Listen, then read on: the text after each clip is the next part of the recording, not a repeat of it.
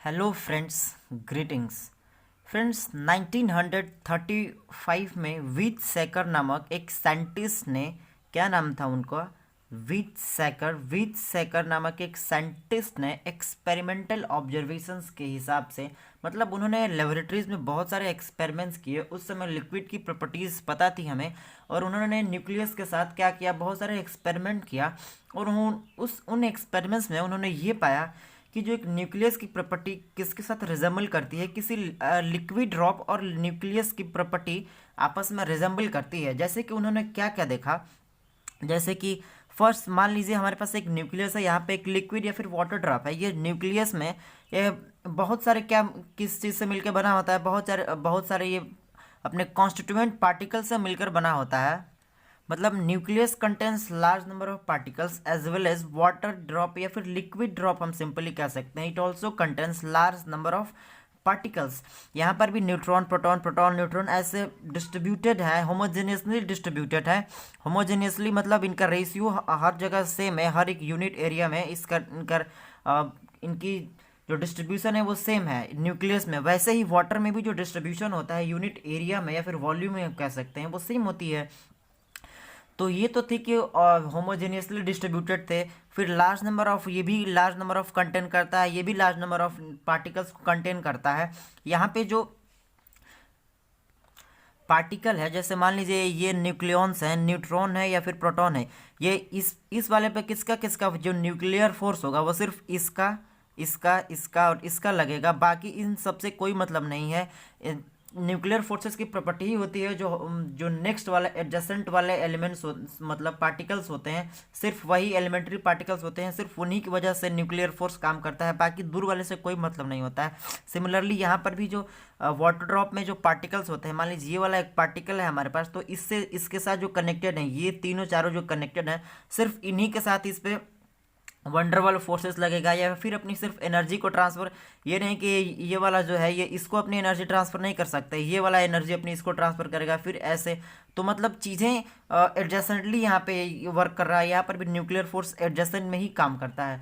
ऐसी बहुत सारी उन्होंने ऑब्जर्व करी थी प्रॉपर्टीज़ को, जैसे कि उन्होंने ये एक स्पेसिफिक एनर्जी देने के बाद ये इसके जो न्यूक्लियॉन्स हैं, जैसे न्यूट्रॉन, प्रोटॉन, कॉन्स्टिट्यूएंट पार्टिकल में क्या हो जा रहा है, ब्रेक कर जा रहा है, मतलब न्यूट्रॉन अलग, प्रोटॉन अलग, सारे अलग अलग हो जा रहे हैं। वैसे ही इसको भी एक डेफिनेट अमाउंट ऑफ एनर्जी देते हैं, जिसे हम एनर्जी ऑफ वेपराइजेशन कहते हैं। उसके बाद से लिक्विड क्या हो जाता है, गैस में कन्वर्ट हो जाता है। और मान लीजिए कोई लिक्विड होगा, अगर वो अपने किसी मॉलिक्यूल से मिलकर बना होगा, अगर फॉर एग्जांपल ये वाटर ड्रॉप होगा, तो उसमें जो इसका एलिमेंट्री पार्टिकल तो नहीं कह सकते, लेकिन जो एलिमेंट्री मॉलिक्यूल है H2O से मिलकर बना होता है, तो ये H2O छोटे छोटे मॉलिक्यूल्स में क्या हो जाएगा, ब्रेक कर जाएगा और ये वेपर के फॉर्म में कन्वर्ट हो जाएंगे। और यहाँ पर भी जो न्यूक्लियॉन्स हैं, ये अपने न्यूक्लियॉन्स मतलब सेपरेट हो जाएंगे, अलग अलग। तो जनरली यहाँ पे इसको हम कहते हैं बाइंडिंग एनर्जी, और यहाँ पे हम कहते हैं इसको हीट ऑफ वेपराइजेशन। ऐसी बहुत सारी उन्होंने प्रॉपर्टीज को ऑब्जर्व करा। आगे हम देखेंगे अभी उसको डिटेल में। इस वीडियो में हम टोटल 6 ऐसी सिमिलर प्रॉपर्टीज को, होमोलोगस प्रॉपर्टीज को हम डिस्कस करेंगे।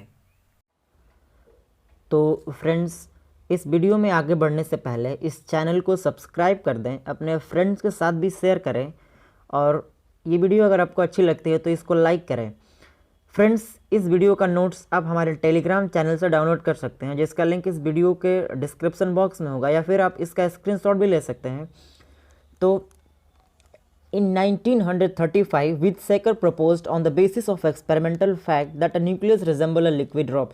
1935 में वित्सेकर ने एक्सपेरिमेंट करे न्यूक्लियस के साथ, और उन्होंने ये देखा कि कुछ जो न्यूक्लियस के साथ, न्यूक्लियस की प्रॉपर्टीज़ और वाटर ड्रॉप की प्रॉपर्टी, या फिर हम कह सकते हैं कि लिक्विड ड्रॉप की प्रॉपर्टी रिजेंबल करती है आपस में।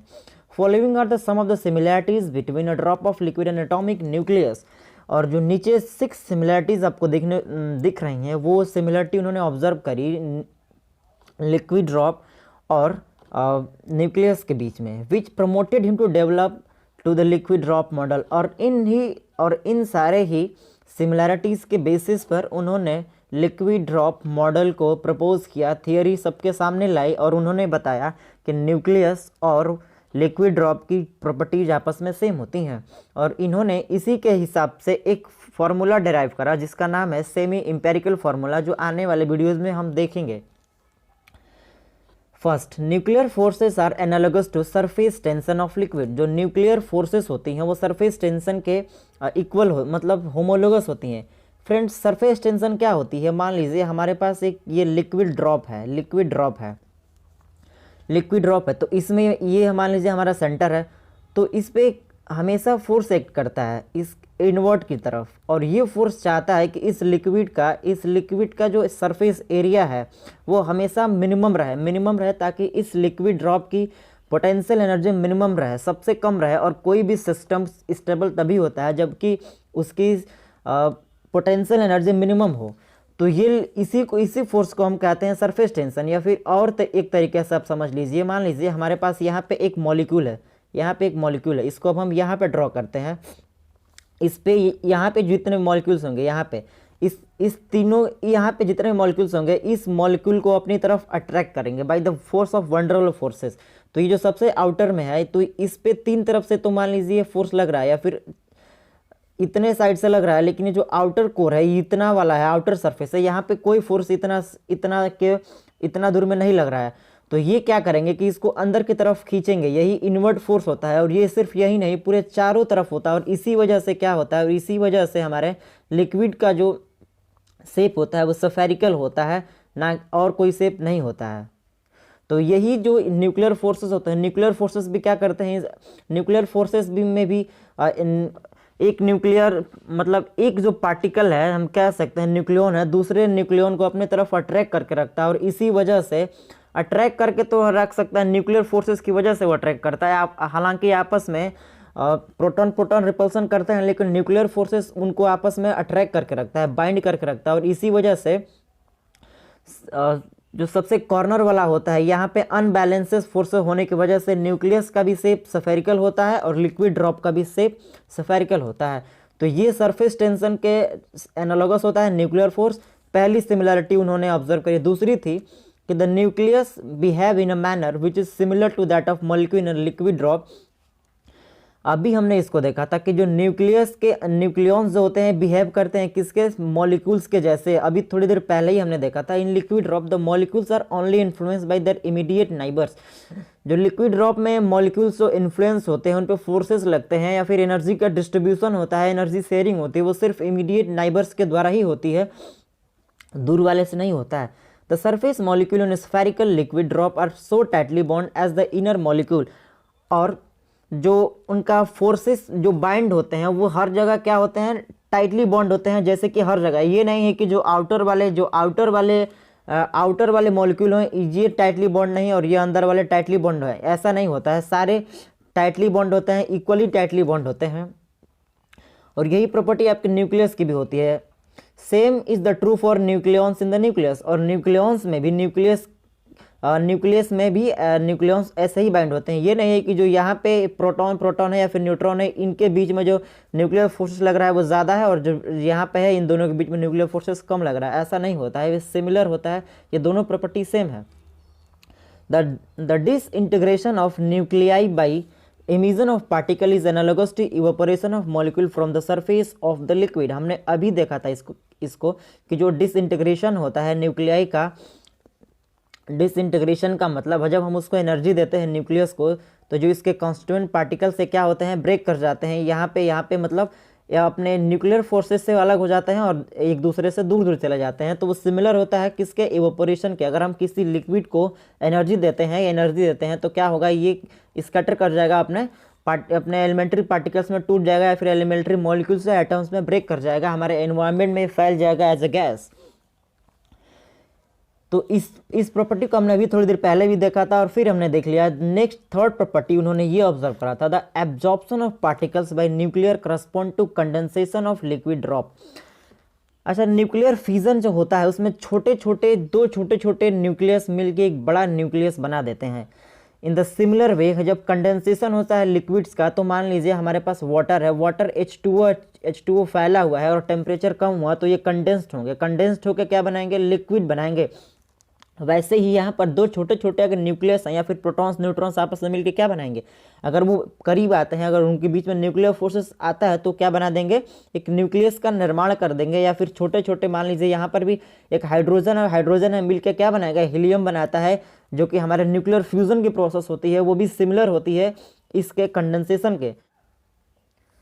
और फ्रेंड्स जो फोर्थ प्रॉपर्टी उन्होंने ऑब्जर्व करी थी वो थी the density of nuclear matter is almost independent of A represent करता है एटॉमिक मास के, मतलब डेंसिटी जो होती है क्या हो न्यूक्लियस की, वो क्या होती है, इंडिपेंडेंट होती है एटॉमिक मास के। कोई न्यूक्लियस है जिसमें 10 एटॉमिक, मतलब किसी जिसका एटॉमिक मास 10 है, और कोई न्यूक्लियस है जिसका एटॉमिक मास क्या है, मान लीजिए 8 है, तो इसका डेंसिटी और इसका डेंसिटी आपस में सेम होगा, ना कि ऐसा नहीं होगा कि कोई बड़ा न्यूक्लियस है तो उसकी डेंसिटी अलग है, छोटा है तो न्यूक्लियस और उसकी डेंसिटी अलग है। सिमिलरली लिक्विड ड्रॉप में भी ऐसा ही होता है। लिक्विड ड्रॉप में भी मान लीजिए हमारे पास एक छोटा मॉलिक्यूल है या फिर एक बड़ा मॉलिक्यूल है, तो दोनों की जो डेंसिटी ऑफ इसमें लिक्विड होती है, डेंसिटी होती है पर वॉल्यूम में जो इसकी मास होता है वो क्या होता है, सेम होता है, कांस्टेंट होता है। सिमिलरली दोनों की प्रॉपर्टी यहाँ पर भी रिजेंबल कर गई।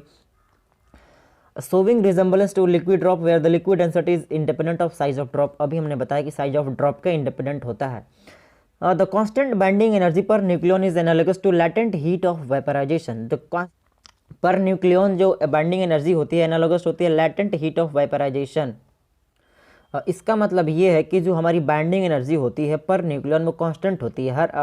जैसे कि कोई न्यूक्लियन है उसके लिए बाइंडिंग एनर्जी हमेशा कांस्टेंट होती है, फिक्स होती है। वैसे ही जो लैटेंट हीट ऑफ वाइपराइजेशन होता है ये भी कांस्टेंट होता है। मान लीजिए हमारा एक टेम्परेचर फिक्स होता है कि इस टेम्परेचर पे जाके हमारा क्या हो जाएगा, ये मेल्ट मतलब वेपर में कन्वर्ट हो जाएगा। वैसे ही हर एक न्यूक्लियन के लिए फिक्स होता है कि इतना एनर्जी देंगे तो हमारा क्या हो जाएगा, न्यूक्लियस ब्रेक कर जाएगा। यही बात कर रहा है कि कांस्टेंट बाइंडिंग एनर्जी पर nucleus latent heat of vaporization. Next है the energy of nuclei correspond to internal thermal vibration of molecule of the liquid drop. मतलब जो एनर्जी ऑफ न्यूक्लियाई होती है, energy of nuclei generally potential energy के रूप में store होती है किसी न्यूक्लियस में। वैसे ही जो इंटरनल थर्मल मतलब लिक्विड ड्रॉप की एनर्जी होती है वो किस फॉर्म में स्टोर होती है, थर्मल वाइब्रेशंस के रूप में स्टोर होती है। मतलब हमारे एनर्जी की वजह से जो मॉलिक्यूल्स होते हैं वो अपने पोजीशन पे ऐसे मतलब बैक एंड फोर्थ वाइब्रेट करते रहते हैं। और इस जो न्यूक्लियस के पास एनर्जी होती है वो पोटेंशियल एनर्जी होती है, प्रोटॉन रिपल्सन की वजह से एनर्जी उसमें स्टोर हो रहती है। या फिर न्यूक्लियॉन्स के रिपल्सन के कह सकते हैं कि रिपल्सन की वजह से उसमें पोटेंशियल एनर्जी के रूप में स्टोर रहती है। और यही हम कह सकते हैं कि एनर्जी भी क्या करती है, न्यूक्लियाई की और लिक्विड ड्रॉप की आपस में रिजेंबल करती है। तो ये 6 इम्पॉर्टेंट क्या कह सकते हैं कि सिमिलैरिटीज़ हैं जो वित्सेकर ने ऑब्जर्व करा था और इसी के बेसिस पे उन्होंने लिक्विड ड्रॉप मॉडल को प्रपोज किया था। So this is all about liquid drop model. Friends, अगर ये वीडियो आपको अच्छी लगी हो तो इस चैनल को सब्सक्राइब करें और अपने दोस्तों को शेयर करना ना भूलें। Thank you.